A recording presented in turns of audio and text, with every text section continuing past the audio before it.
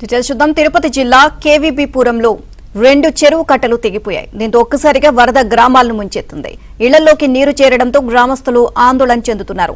నీటి వరదతో పంట పొలాలు మునిగిపోయాయి. గొర్రెలు, పశువులు నీటిలో కొట్టుకుపోయాయి. రాయల్ చెరువు పరిసర ప్రాంత ప్రజలు అప్రమత్తంగా ఉండాలి అని అధికారులు హెచ్చరిస్తున్నారు.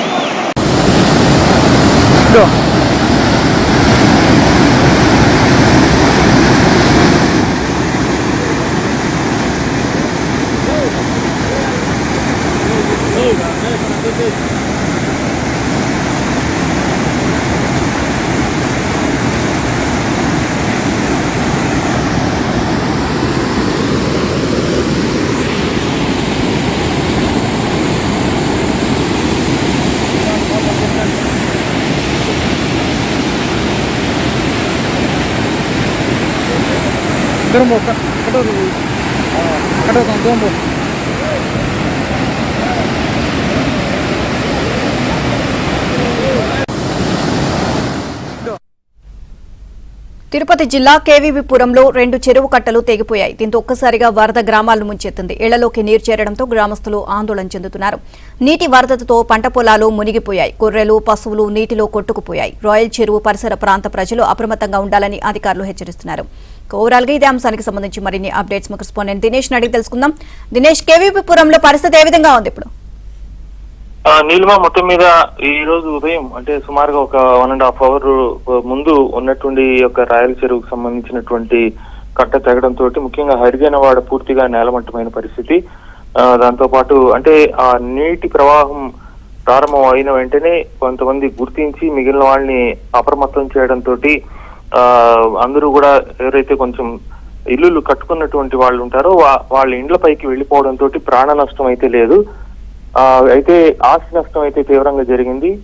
వ్యక్తిగతమైనటువంటి నగల నుంచి అనేక వెహికల్స్ అయితే సుమారుగా ఒక 80 2 వీలర్స్ కూడా కొట్టుకుపోయిందని చెప్తున్నారు.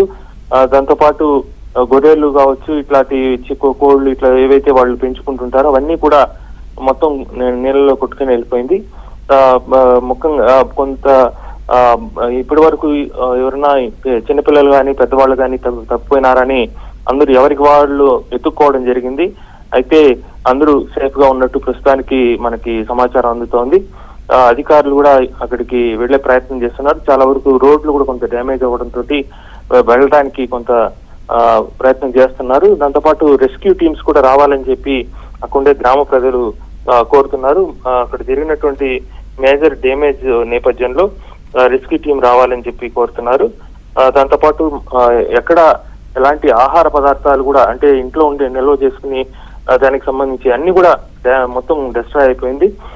ఒక తిండి కూడా లేని పరిస్థితి ఏర్పడింది. దీంతో నీళ్లు తాగడానికి నీళ్లు కూడా లేని పరిస్థితి. దీంతో ఇమీడియట్ గా నీళ్లను కూడా అడుగుతున్నారు. ఆ నీళ్లను కూడా వాటర్ బాటిల్స్ కానీ ఇట్లా సప్లై చేయడానికి ప్రయత్నాలు జరుగుతూ ఉంది.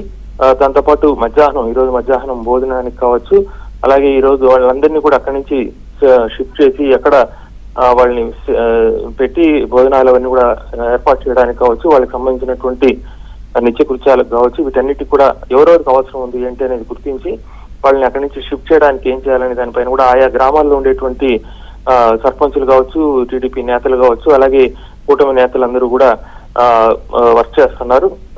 అక్కడ ఎవరైతే పూర్తిగా డ్యామేజ్ అయిన వాళ్ళకి సంబంధించి అంటే ఇంకా ప్రభుత్వానికి సంబంధించి కొంత అధికార యంత్రాంగం వెళ్ళలేని ఇంకా టైం పడే పరిస్థితుంది. ఈ నేపథ్యంలో అక్కడ ఉండేటువంటి పెద్ద మనుషులే ప్రస్తుతానికి ఫోన్ ద్వారా జరుగుతున్న పరిణామాలన్నింటినీ కూడా అధికారులకు వివరిస్తున్నారు. అధికారులు కూడా ఫోన్ లో ఎప్పటికప్పుడు వాళ్ళతో టచ్ లో ఉంటూ ఆ దగ్గరలో ఉండేటువంటి అధికారులు అయితే అక్కడికి వెళ్లారు. పోలీసులు కావచ్చు, ఇతర అధికారులు, ఉన్నతాధికారులు అయితే ఆన్ ద వే